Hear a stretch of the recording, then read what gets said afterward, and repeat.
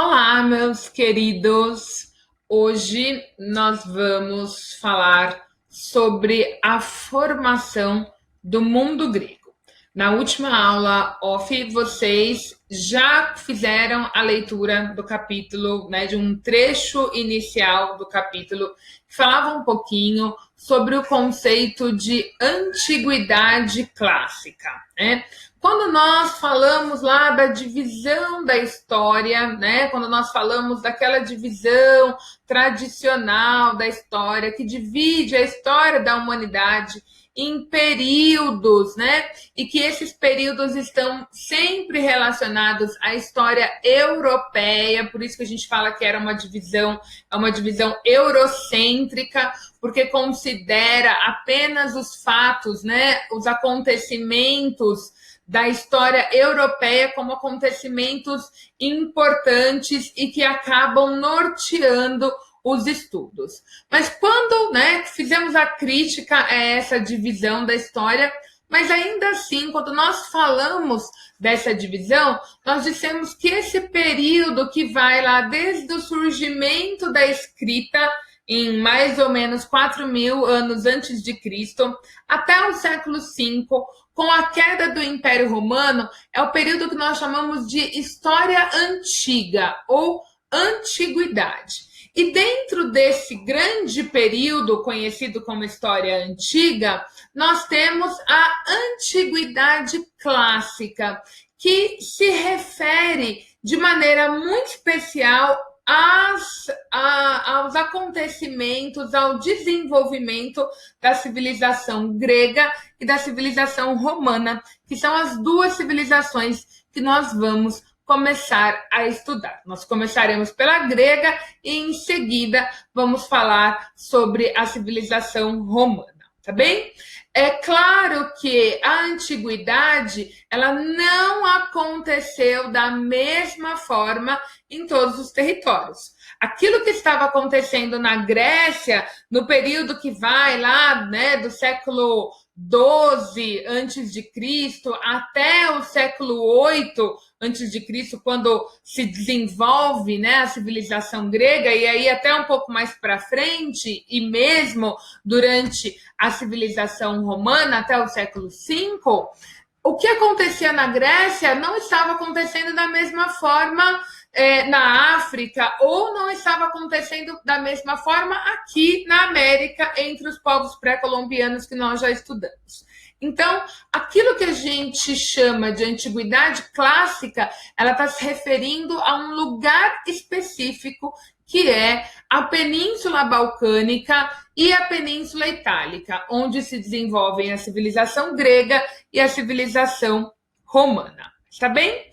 Então, dito isto, nós vamos falar um pouquinho da localização geográfica desse mundo grego. E por que eu vou falar em mundo grego e não vou falar na Grécia especificamente? Porque vocês vão perceber que a Grécia, né, que esse mundo grego era, na verdade, um encontro cultural de diferentes povos.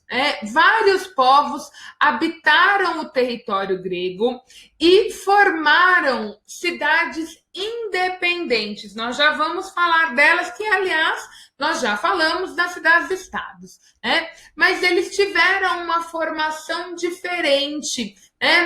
Nós tivemos aqui não a formação de um Estado unificado, mas diferentes cidades com organizações políticas, econômicas, sociais e culturais diferentes, mas estavam, de alguma forma, ligadas por dois princípios, por duas características principais. Uma delas era o idioma. Os povos que habitavam o território grego, eles falavam o mesmo idioma.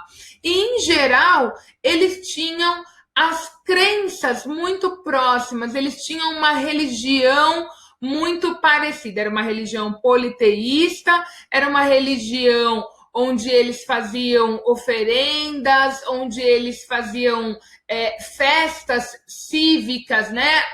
Os deuses gregos tinham uma relação muito próxima com o cotidiano e com as cidades gregas.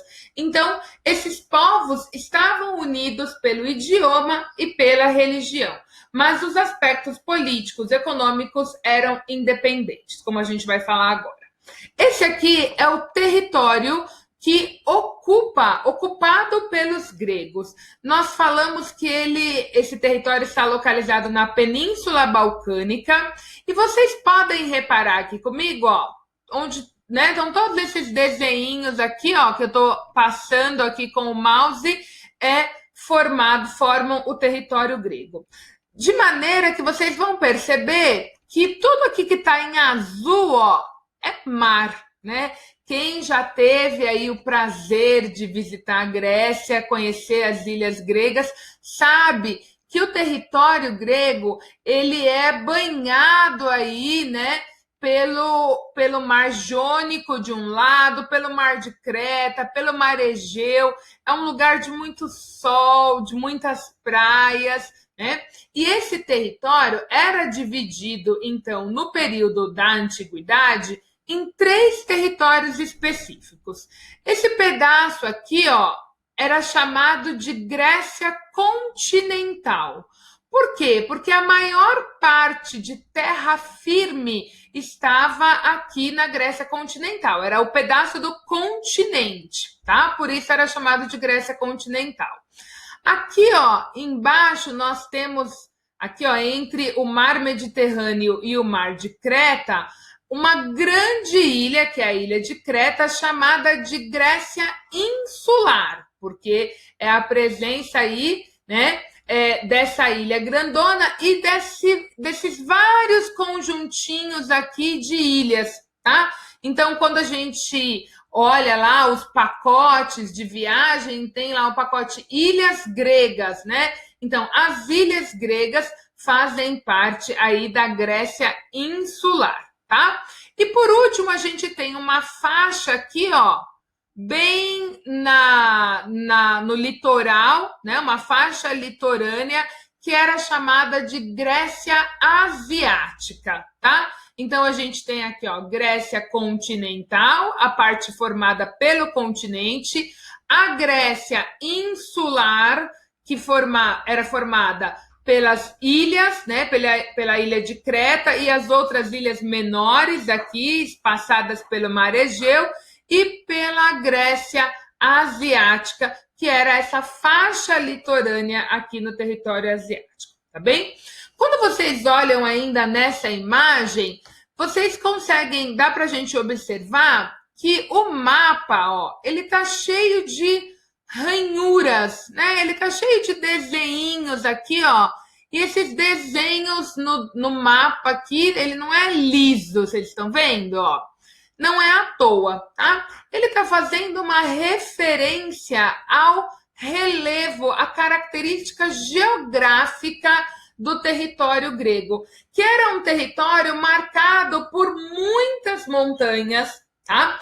Por um solo que não era assim tão fértil, você não tinha muitas planícies férteis no território grego. E além de não ter planícies férteis, pelo contrário, você tinha territórios montanhosos que dificultavam bastante o acesso de uma região para outra.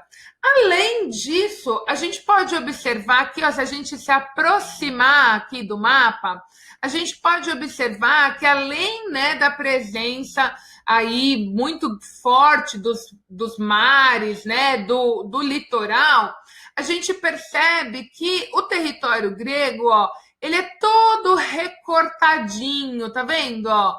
Ele tem todos esses portos naturais próprios do território, tá? Por que eu tô falando isso, pessoal? Por 2 razões. Olhando o mapa do território grego, nós conseguimos perceber 2 características muito importantes do território e da formação grega, tá? Primeiro, a atividade econômica.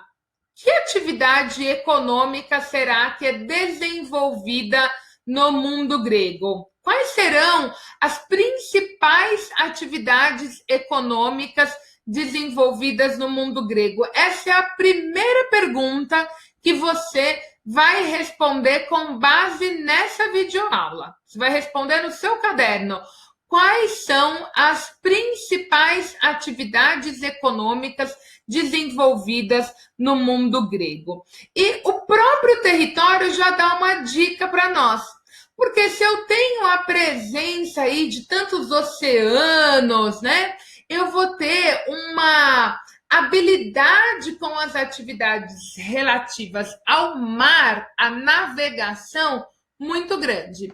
Então, os gregos, eles vão se dedicar à pesca e vão se dedicar ao comércio, mas não é qualquer tipo de comércio, é o comércio marítimo, porque para algumas regiões gregas é muito mais fácil acessar pelo próprio oceano do que pelo caminho terrestre, uma vez que esse território é marcado aí pelas montanhas. Então, se eu quero chegar numa cidade, às vezes é mais fácil eu contornar pelo próprio oceano do que subir a montanha, descer a montanha, subir a montanha de novo para chegar no outro território, tá bem? Então, as atividades relacionadas à navegação, tanto a fabricação de barcos e a navegação, como o comércio marítimo e as atividades ligadas à pesca, serão as principais atividades econômicas desenvolvidas no mundo grego, tá bem? A localização, essa caracterização geográfica do mundo grego também nos ajuda a entender a formação política e social deste mundo grego. Por quê? Porque, como o território era um território com um relevo muito acidentado, e quando eu digo acidentado é porque ele é recortado aí pelos oceanos, pelos mares, na parte terrestre, a gente tem a presença de grandes montanhas que dificultavam o acesso terrestre. Isso acaba colaborando para que não se forme na Grécia um território unificado, com um líder unificado. O território, a caracterização do território vai ajudar, vai desenvolver na Grécia, né, vai facilitar o surgimento das cidades independentes, dos territórios independentes, porque era muito difícil pela via terrestre você alcançar todo o território grego. Então, imagina, se nós temos aqui, se tudo isso aqui fosse um único reino, imagina quanto tempo não ia demorar se o rei estivesse aqui, ó, na cidade de Argos, por exemplo. Quanto tempo não ia demorar para ele chegar aqui na cidade de Esmirna, né? Que é do outro lado, tem um oceano no meio. Então, veja, isso dificultou muito que se formasse uma liderança única, né? Um rei que tivesse o domínio de todo o território, como nós tivemos no Império Inca, por exemplo, ou como nós tivemos no Império Persa, né? Nós tínhamos um rei, um imperador que liderava todo o espaço. Aqui na Grécia não vai acontecer isso, né? E por que não vai acontecer? Porque nós temos a formação aí geográfica, caracterização geográfica que dificulta, né, a formação de um império unificado, tá bem? Então, na Grécia, nós teremos, nesse mundo grego, nós teremos a formação de várias cidades independentes, como a gente é um conceito, né, da cidade-estado, é um conceito que nós já conhecemos, né? São cidades independentes umas das outras, que têm as suas próprias organizações políticas, econômicas, sociais, muitas vezes até diferenças culturais, mas que de alguma forma, por alguma razão, elas se reconhecem parte de um mesmo território. Aqui no mundo grego, nós chamamos esse território de Grécia, mas naquele período eles se chamavam de Hélade e os gregos se chamavam de helenos. Helenos são os moradores da Hélade, né? E eles se reconheciam, embora eles vivessem em cidades-estados diferentes, em cidades-estados independentes, eles se reconheciam como parte de um mesmo território, de um mesmo local, né? Como a Hélade era conhecida, porque eles falavam o mesmo idioma e eles prestavam cultos para os mesmos deuses, tá bem? E aí a gente também já tira uma importante característica da cultura grega, que é a religião politeísta. Mas essa eu não preciso nem dizer, porque eu tenho certeza que todos vocês já conhecem vários mitos gregos, já conhecem vários deuses gregos e já sabiam que a Grécia era um território, né? Era uma região politeísta.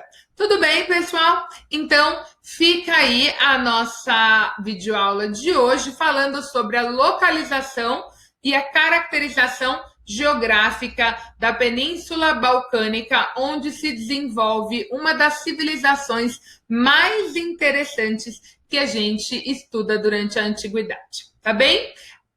Assistam o próximo vídeo, que também vai tratar sobre o mundo grego. Se você gostou desse vídeo, deixa aí o seu like, o seu joinha. Se você não se inscreveu no nosso canal ainda, se inscreve para que a gente possa fazer outros vídeos, outros conteúdos e publicar aqui para vocês.